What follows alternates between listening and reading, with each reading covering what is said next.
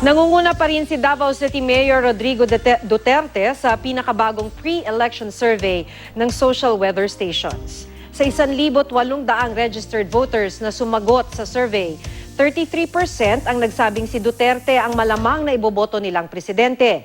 24% naman ang pumili kay Senadora Grace Poe, 19% kay dating DILG Secretary Mar Rojas, 14% kay Vice President Jejomar Binay at 2% kay Senadora Miriam Defensor Santiago. May 3% namang undecided at may 5% namang respondent na may invalid marking sa survey ballot ng SWS.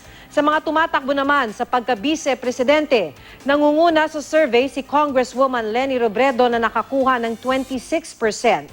Sinundan siya ng dating nangungunang si Senador Bongbong Marcos na nakakuha naman ng 25%.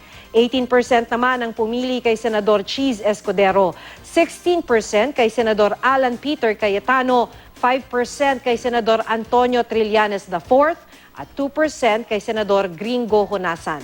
May 5% namang undecided at 4% ang may invalid marking sa survey ballot. Ginawa ang survey mula April 18 hanggang 20 na may margin of error na plus-minus 2 points. Walang nagkomisyon ng survey.